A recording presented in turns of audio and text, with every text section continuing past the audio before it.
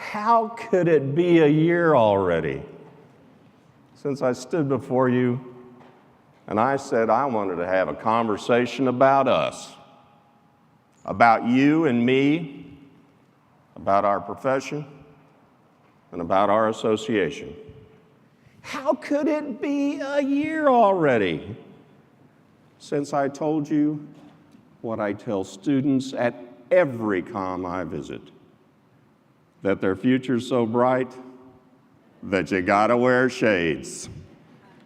How could it be a year already since I told you that my 3 areas of focus for my presidential year would be improving the communication and relationship with our affiliates, engaging the youth of our profession, and promoting unity within our osteopathic family? But what a year it's been. I'm so proud of what we've accomplished over this past year. I'm so proud of the progress we've made in each of my 3 areas of focus. And I'm so proud of how we've taken unexpected challenges and turned them into opportunities. Opportunities to advance our profession and our association. For instance, I did not expect to devote so much time and attention to the topic of AOA board certification. But you know what? It's work that needed to be done.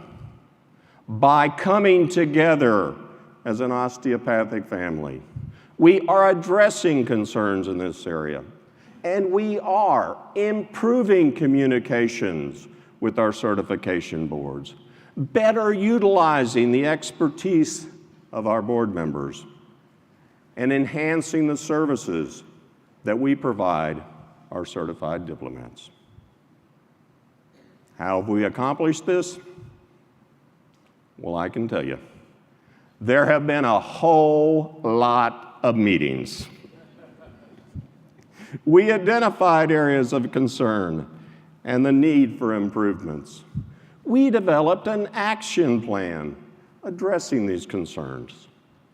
We hired Dan Williams, DO, which you just met, as Vice President of our Certifying Board Services.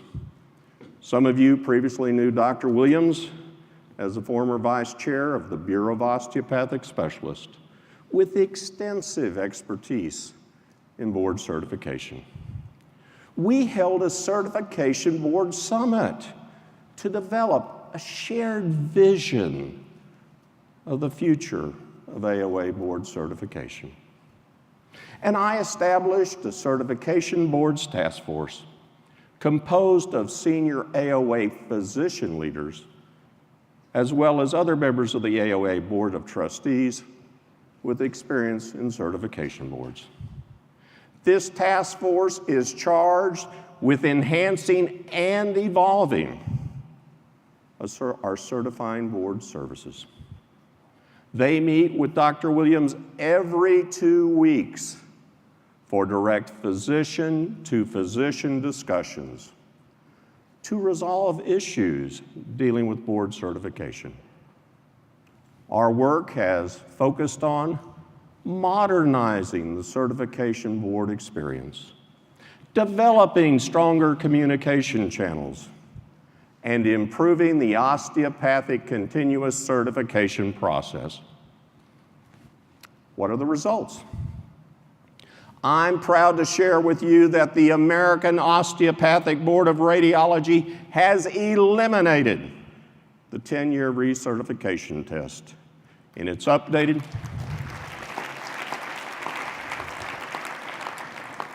OCC requirements, which take effect in January of 2019. AOBR is one of the first boards to address their diplomats' concerns in this area.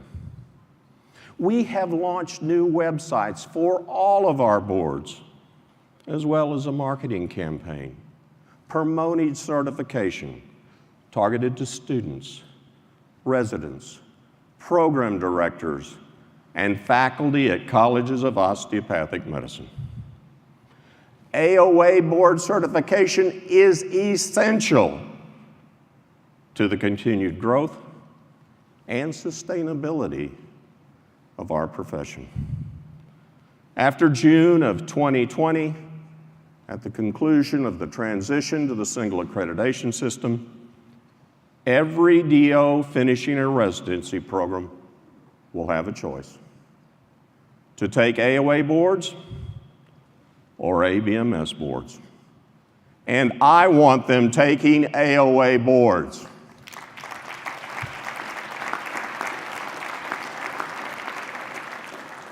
In fact, I want AOA to be the preferred boards for all physicians who want to practice osteopathically. DOs, as well as MDs, who have completed an osteopathically recognized residency. For this to occur, our boards must be cost-effective, must be convenient, must be more relevant to today's practicing physicians, and must be more attractive to the youth of our profession.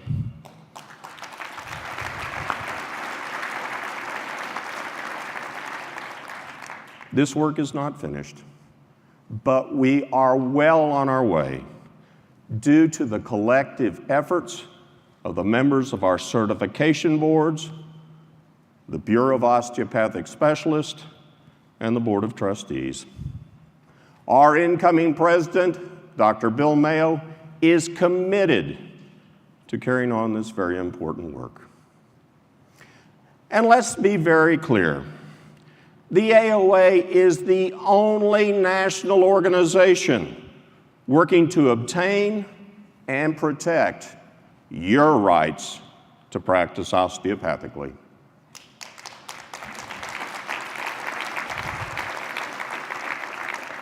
Both here in the United States and around the world. Over the past year, we have made significant progress on the international front.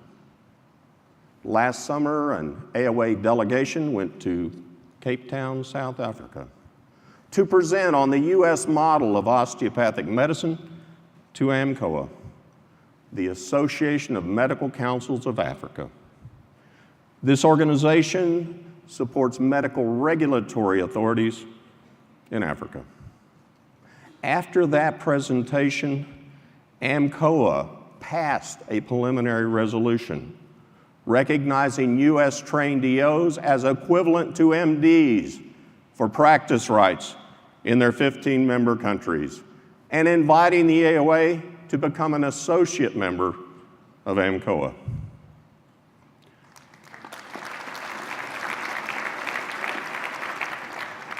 Immediately following this House of Delegates, President Mayo will lead a delegation to Ghana for this year's AMCOA meeting, where the resolution will receive its second and final reading and vote. We are very optimistic about the outcome of that vote.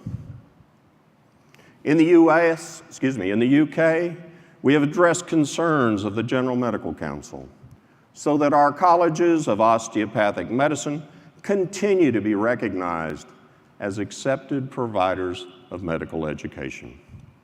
We now have a total of 16 COMs whose DO graduates can be recognized to practice in the UK. This past May, I was part of an AOA delegation that went to Geneva, Switzerland, to meet with the International Labor Organization, an agency of the UN, and discuss formal recognition of US-trained DOs. After that meeting, the ILO issued a letter affirming that US-trained doctors of osteopathic medicine are fully licensed physicians, distinct from international osteopaths. This means that U.S. trained DOs are now classified under the same physician category as medical doctors within the international standards that classify jobs.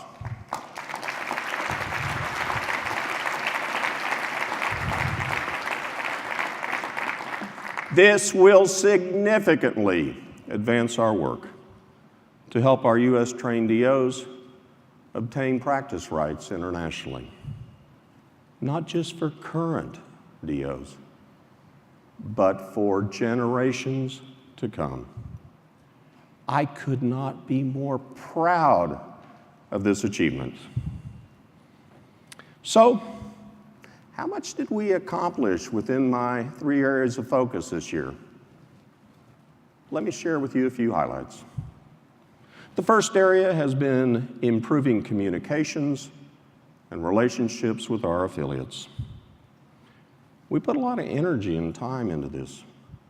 Dr. Ron Burns is chairing an affiliate relations task force composed almost entirely of executive directors of our state and specialty affiliates that have been addressing areas of common concern. At its mid-year meeting, the AOA Board of Trustees approved resolutions from this task force that call for involving affiliates in the development and implementation of future strategic plans, developing multi-directional communication channels and expanding the Affiliate Friday folder, establishing policies for data sharing to support affiliate membership recruitment and retention, and representation of SOCI and AOCED on appropriate AOA bureaus, councils, and committees.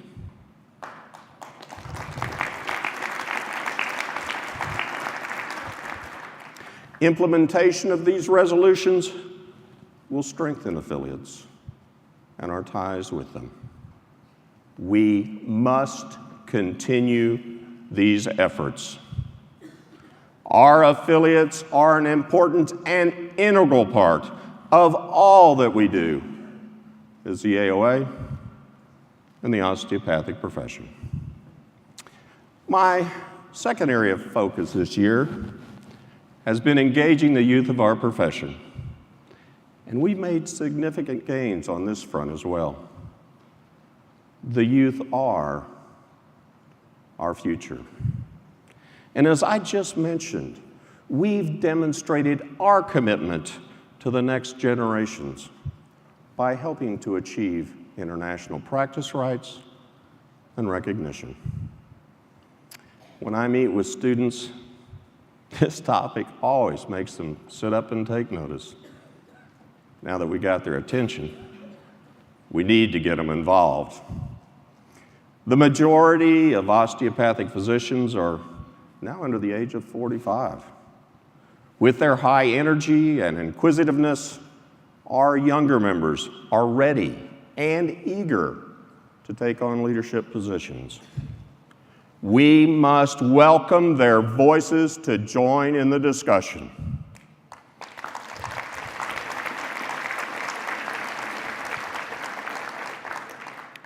To this end, we have worked closely with the Student Osteopathic Medical Association and the Bureau of Emerging Leaders to find ways to engage and better meet the needs of the youth of our profession. One recommendation that came out of these discussions was to increase the representation of our younger members in the House of Delegates. To achieve this, the Board of Trustees has approved 2 changes to the AOA bylaws that are being presented to this House for your consideration. One of these changes would increase student representation by having a student from every additional location added to the delegation of the state where the site is located. Another bylaws change would increase the number of postdoctoral physicians in the House to ensure representation of DOs and fellowships. We are taking steps to ensure that the voice of the youth is heard. And we must continue to find ways to keep them engaged and involved. My third area of focus this year has been promoting unity within our osteopathic family. As I said last summer, our future is dependent upon our unity. The osteopathic profession and medicine in general has undergone significant change over the last few years. Change can be uncomfortable, and sometimes it is disruptive.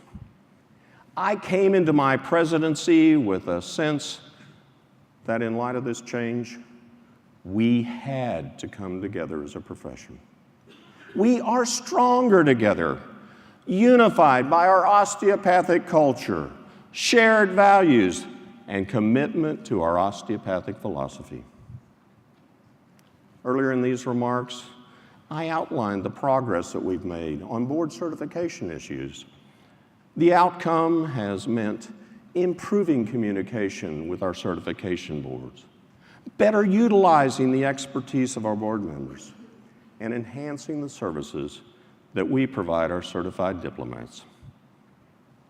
These would not be possible if we were not able to work together as an osteopathic family. My message to our profession this year has been this. Every once in a while, it's important to pause, take a deep breath, and remember, we are all part of the same osteopathic family.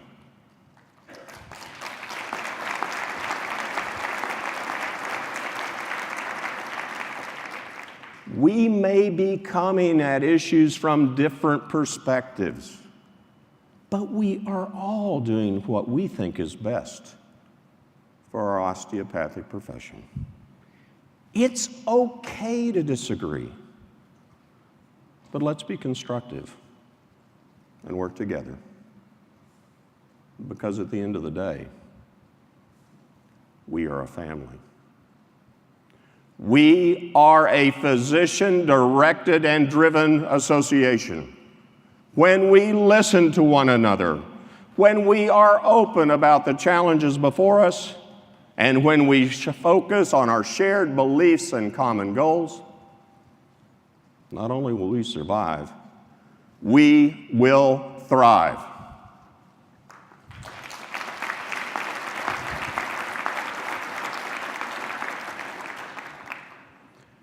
I want to thank you, the members of the AOA House of Delegates, for the opportunity to serve as president of this great association this past year.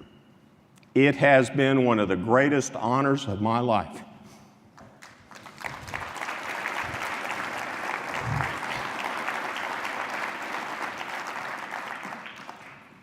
Last year, I had talked with you about the bright future of our profession. So bright that you gotta wear shades. I even used a piece of music to make my point. As we move forward into our bright future with our incoming president, Bill Mayo, I have one last word of advice. Don't forget your shades. Thank you very much. Thank you.